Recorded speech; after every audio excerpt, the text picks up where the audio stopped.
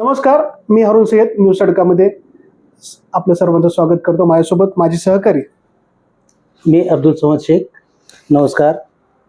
आज मराठवाडा नेताचे संपादक यांचा 72व्या वाढदिवसानिमित्त आज त्यांच्याशी आपण मुलाखत करणार आहोत.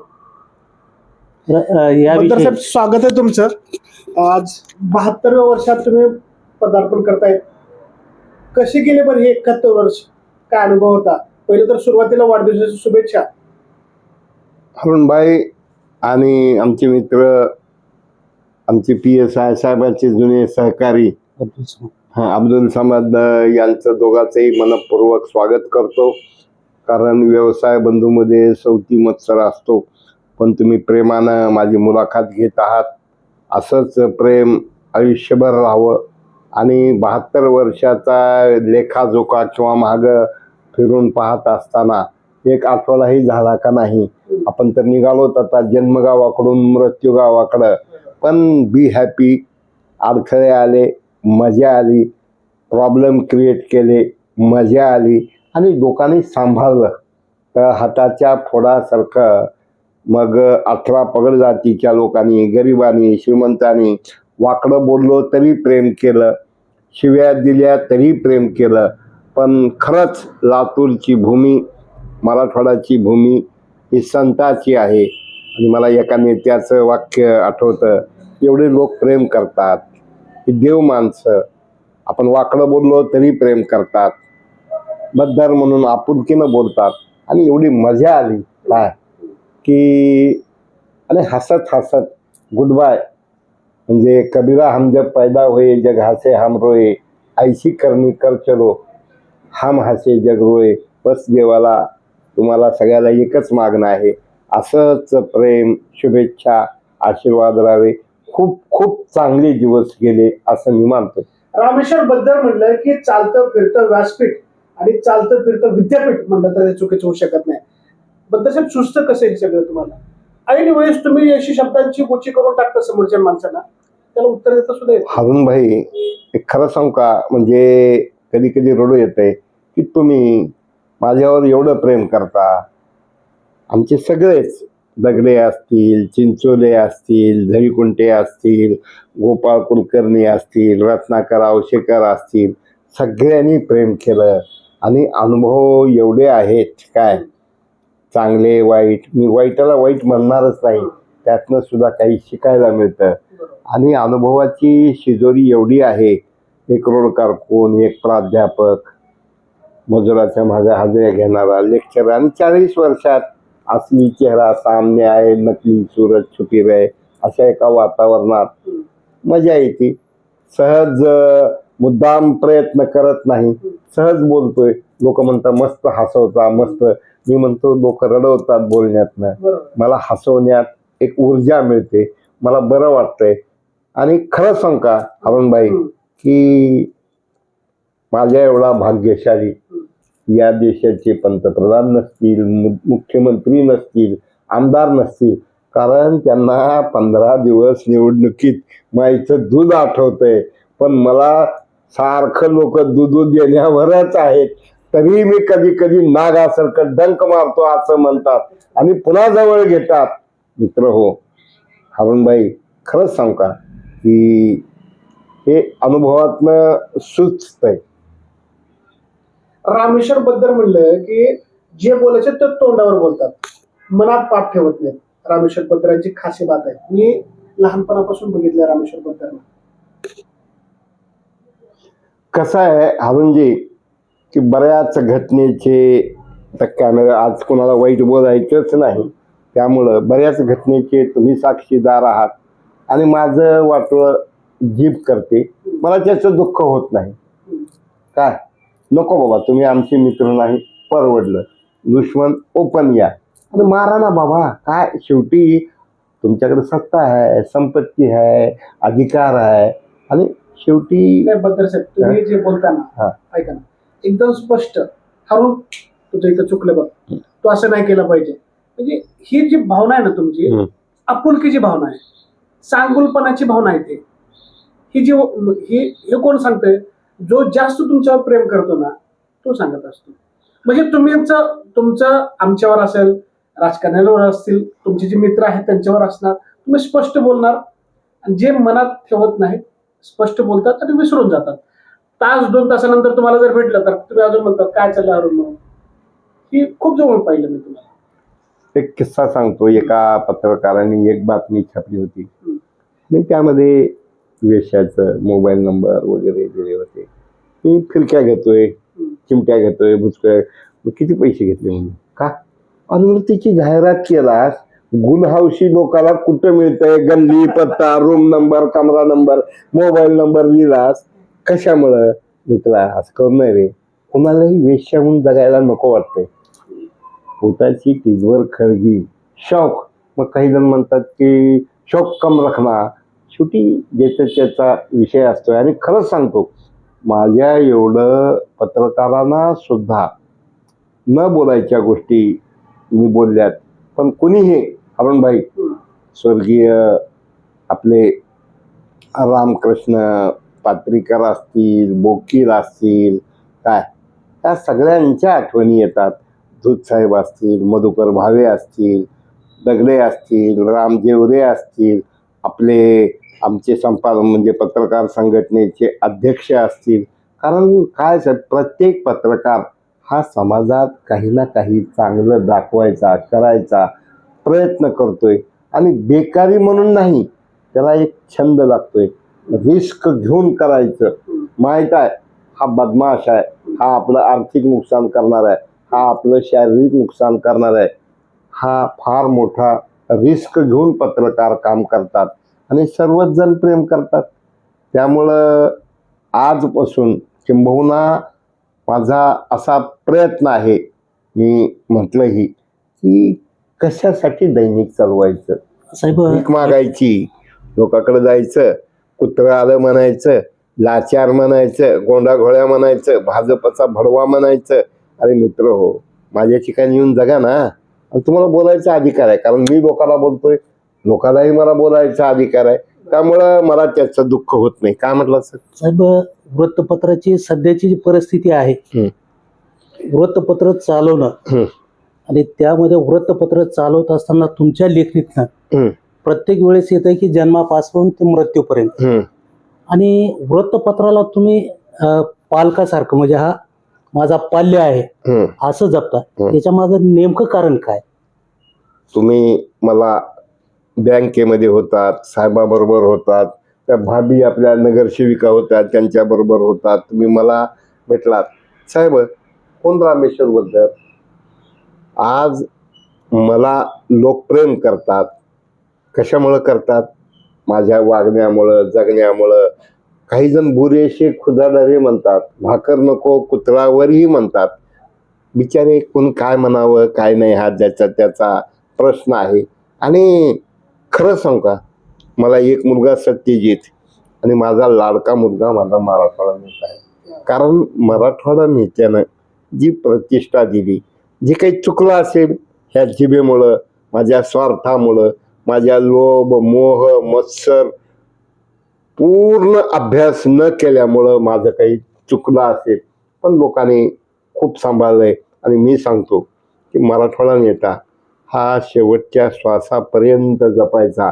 आणि एकच इच्छा की अंक निघाला आणि बद्दल, अरे आजचा अंक आला, बद्दल कुठं आहे, असं जगावं असं मला वाटतं. साहेब, वाचकापर्यंत मराठवाडा नेता जे वेळेवर पोहोचला किंवा न पोहोचला, थोडा उशीर जरी झाला तरी वाचकांना असं वाटतंय की मराठवाडा आला नाही आज. त्यामध्ये अशा लिखाणामध्ये तुमच्या अशी कोणती बाब आहे जी वाचकांना योग्य वाटते? माझं स्पष्ट वक्तेपणा.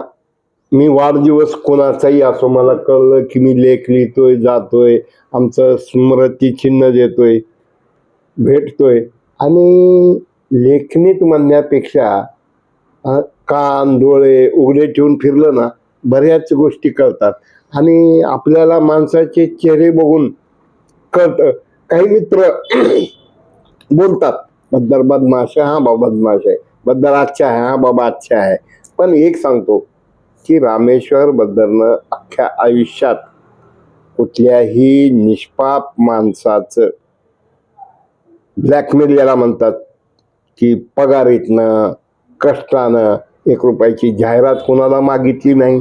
निश्चित काही रकमा एक 10-5 लाख 20 लाखाच्या मध्ये बाहेर घेणं आहे. आणि माझी एकच परमेश्वराला म्हणणं आहे की मी मरताना कुणीही माझे पैसे बुडाले हा आरोप माझ्यावर राहू नये, हा कलंक माझ्यावर राहू नये.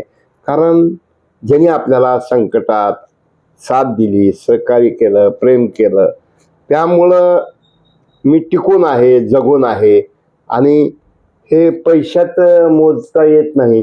मला जात पंथ धर्म कधीही काय, बीजी सूर्यवंशी आमचे मित्र असतील, हमीद बागवान ॲडव्होकेट आमचे मित्र असतील, आणि माझा स्वभाव फटका असल्यामुळं लोक बऱ्याच वेळा मी बघितले की तोंड फिरून जातात. मला त्याचं कमीपणाही वाटत नाही. साहेब, आपण वृत्त मराठवाडा नेत्याला जे पाल्यासारखं मानता, पण तुमचा आज वाढदिवस आहे. वाढदिवसाच्या निमित्त एक आठवण अशी येते की ज्यावेळेस तुमचं आरेना त्या नावाचं रद्द झाल्याने त्यावेळेस वाचकांना वाटलं की मराठवाडा नेता हा जो आहे त्याचं आरेना रद्द झालं. परत त्यावेळेस तुमच्यावरती जो अनुभव आला त्या बाबतीत, वाचकांच्या बाबतीत आपण वाढदिवसाच्या निमित्तानं काय सांगतात? बघा, कारण तो एक संकट होतं, फार मोठं संकट होतं ते. वय माझ्या वर्तमानपत्राचं आरेना नंबर नंतर 18 वर्ष दाखवतंय. 40 वर्ष झालं मी दैनिक काढतोय. मला आठवतंय मध्यंतरी एकदा जवळजवळ महाराष्ट्रातले 700-800 दैनिक साप्ताहिक बंद करायचा GR निघत होता नोकरशाहीमुळं. मग दिलीपरावजी, विलासरावजी, RR वाघमारे, अशोक चिंचोदे, आम्ही सगळेजण वर्षा निवासावर बैठक घेतली. आणि एवढ्या लोकांचा मी प्रश्न मांडतोय. हा प्रश्न सुटला तर ठीक आहे, नसता वन टाईप ऑफ मर्डर, म्हणजे एवढ्या कुटुंबाचं नाही, त्याच्यापेक्षा जास्त लोकांचं खून होतोय. आणि मला एवढा आनंद झाला, म्हणजे मी रडून आलोय का वाचून आलोय कळत नव्हतं. दिलीपरावजींनी प्रश्न केला मुख्यमंत्र्यांसमोर, तिथं काही अधिकारी बसले होते. अहो, इतके दिवस यांनी केलंय आणि तुम्ही ह्यांच्यावर आज हा निकष लावून कसं काय करता? तर त्यावेळेसचाही एक अनुभव असेल. आणि दुसरं आर्यन आहे, परमेश्वरी कृपा, डॉक्टर अर्चनाताई चाकूरकर. ते टायटल अनेकांनी मध्यंतरी दुसऱ्यांनी घ्यायचा प्रयत्न केला, पण त्याने मारने वाले से बचाने वाला बहुत बडा होता है. त्याची वर्तमानपत्राची होळी झाली. माझी होळी करणाऱ्याची परमेश्वरानं राजकीय होळी केली. मला कुणावरही राग नाही. त्यांनी केलं, त्यांनी त्यांचं कर्म केलं. आणि टपा शेवटी मला आठवतंय मी, चिंचोले, कोळगे 11 स्वामी समर्थाला वाऱ्या बोलल्या होत्या. देवावर माझी श्रद्धा आहे, मंत्रावर माझी श्रद्धा आहे, सायगावच्या बाबावर, बदंत उपगुप्त, काशी केदार जगद्गुरू सगळ्यांनी सांभाळलं. माझ्या चुका होत्या. आरेना काय असतं आपल्याला काही माहितीच नव्हतं. आणि डे बाय डे मी फक्त पेपर काढणं, वाटणं, गेला का नाही बघणं एवढं बघत होतो. ती माझी चूक होती, त्याची मला योग्य शिक्षा मिळत होती. पण तुमच्या सगळ्यांच्या आशीर्वादानं. तर साहेब, त्यानंतर जे केंद्र शासनामध्ये ज्यावेळेस ज्येष्ठ नेते अण्णा हजारे यांना भ्रष्टाचाराविरुद्ध आवाज उठवला, पण एक आठवतंय की तुम्ही त्या ठिकाणी ज्येष्ठ अण्णा हजारे यांना एक प्रश्न केला होता. तर त्यावेळेस तुमच्यामध्ये ते धाडस जे आलं, ती प्रेरणा कुठून भेटली तुम्हाला? अण्णा हजारे फाशी, त्यांना विरोध केला. हा बरोबर आहे. तुमच्या प्रश्नातून असे तिखे शब्द निघाले होते की अण्णा हजारे ते घेताना जरा थोडं, आणि तुम्ही माईक घेऊन असं पुढे आलतात. मी अण्णा हजारेंना म्हटलं होतं की अण्णा, मी भ्रष्टाचारी आहे. अक्षरशः मी माझं EBP माझ्यानं शूट केलं तर ते मी भ्रष्टाचारी आहे आणि मी भ्रष्टाचाराविरुद्ध लढू शकत नाही. तुम्ही संन्यासी आहात काय, आणि ते बळ कुठून आलं? मी जे स्मृती चिन्ह आहे मराठवाडा नेत्याचं आपण सगळ्यांना देतो.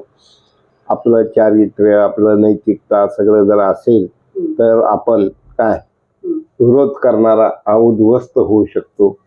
खूप वेळ अशा प्रसंग आहेत आयुष्यात की मी एवढं बोलल्यानंतर लोक म्हणायचे, कधी कधी मला वाटायचं आपण हे बोलायला नको होतं, पण बोलतोय, बोलत आलोय, बोलत राहणार.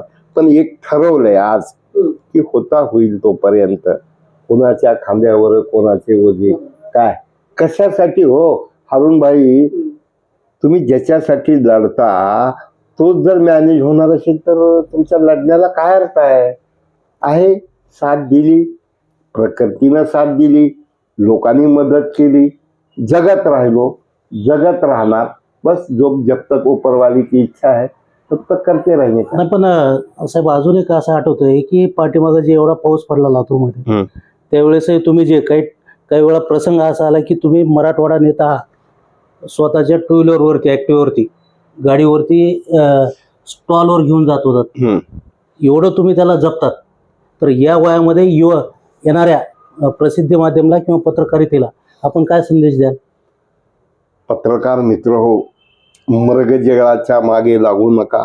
कोणतरी मला आमदार होऊ द्या, मला जिल्हा परिषद सदस्य होऊ द्या असं बोलते गोड आणि तुमचं कल्याण करू. निवडून आल्यावरती बघतही नाहीत, बोलतही नाहीत. म्हणून अत्यंत सतर्क राहा, सावध राहा, खोट्या आमिषाला आहारी पडू नका, व्यसनाधीनापासून दूर राहा. www वाईन वुमेन वेल्थ पैशाच्या जास्त मागे लागू नका, कारण खाली हात आया है, खाली हात जाना है. या दृष्टिकोनातून विचार करा मित्र हो. करिअर करा. कुठंतरी एखादा प्रयोगशील विद्यार्थी असतो, शिक्षक असतो, शास्त्रज्ञ असतो आणि मग ते कटिंग घेऊन लोक तुमच्याकडे येतात, तुम्हाला आशीर्वाद देतात. आणि मला मी सांगतो की praise goes up, bless come down. लाखो करोडो लोकांच्या शुभेच्छा आहेत. म्हणून मी आज आहे. माझं घर दिसतंय, माझी गाडी दिसते आहे, पण माझं बँक बॅलन्स किंवा माझी अवस्था काय ती मी लोकांना सांगू शकत नाही. काय की कदाचित लोकांना खरंही वाटणार नाही, पण मी एक आहे, मला मुलगा मिसेस यांनी सांभाळलं. म्हणजे मी त्यांना न्याय देऊ शकत नाही, मुलाला न्याय देऊ शकत नाही, मिसेसला न्याय देऊ शकत नाही, सगळ्यांनी सांभाळलं. आणि पत्रकार मित्र हो, प्लीज पत्रकारिता करत असताना कोणतरी काहीतरी शब्द देतोय आणि मग शब्द नाही पाळला, मग टाकाटाकी करायची आणि कुठेतरी जायचं, किंवा कोणतरी एखादी बातमी देतोय की 1000 घ्या ही बातमी टाका, पण आपण ती बातमी छापत असताना आपला सतसत जागृत ठेवा, अभ्यास करा. ब्रेकिंग न्यूजच्या नादाला लागून खोट्या नाट्या भडक बातम्या हे अनुभवातनं सांगतोय. कळत न कळत माझ्याकडनंही कुणी दुखावला असेल आणि अशा एका परिस्थितीमध्ये खूप स्काय इज लिमिट. जसं डोळ्याचा डॉक्टर, कानाचा डॉक्टर, हवाचा डॉक्टर, काय शुगरचा डॉक्टर, तसे पत्रकारितेमध्ये तुम्ही खूप खूप खूप, मग तो प्रिंट मीडिया असेल, तो इलेक्ट्रॉनिक मीडिया असेल की यूट्यूब असेल, फ्युचर आहे. पण असं म्हणतात ना, जकात चुकाना पडता है, 100 रुपयामध्ये 10 रुपये, तसं काही गोरगरिबाचे प्रश्नही मांडले पाहिजे. प्रत्येक ठिकाणी व्यवहारी दृष्टिकोन ठेवू नका.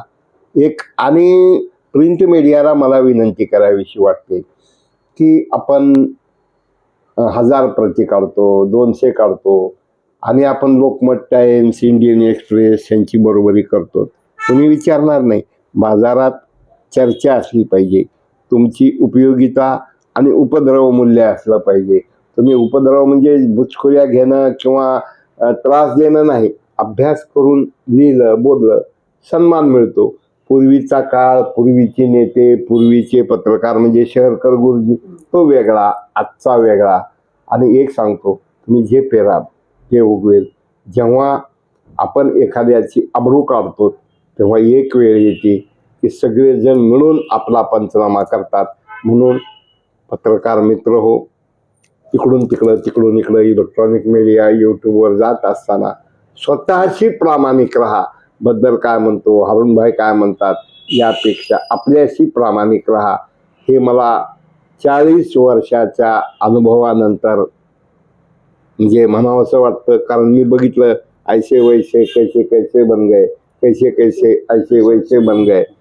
आणि मी नेहमी म्हणतो समझ समझ कर समझ को समझो, लाख समझाया पर ना समझा, ओ मेरे समझ में बेसमझ है.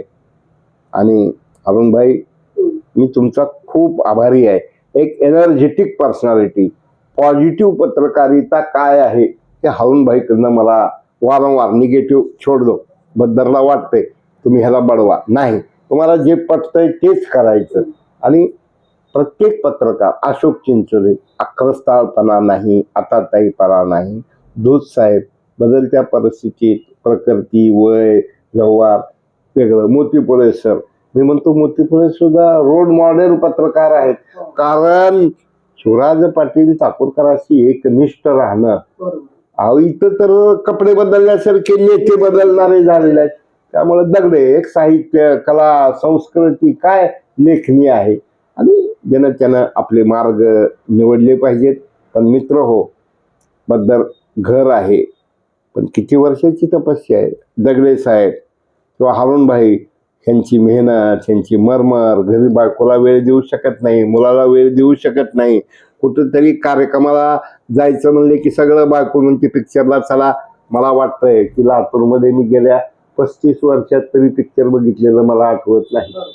त्यामुळं पत्रकारांनी जागरूक राहा. तुम्ही खूप काही करू शकता आणि सकारात्मकतेनं सुद्धा करू शकता.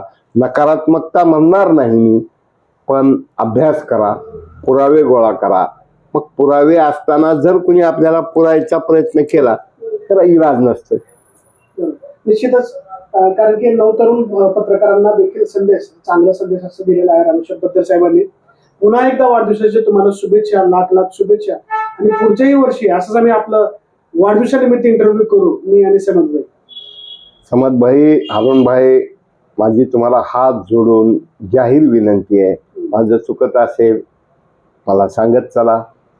माझा प्रामाणिक प्रयत्न आहे की झुंजार माणसा झुंज दे.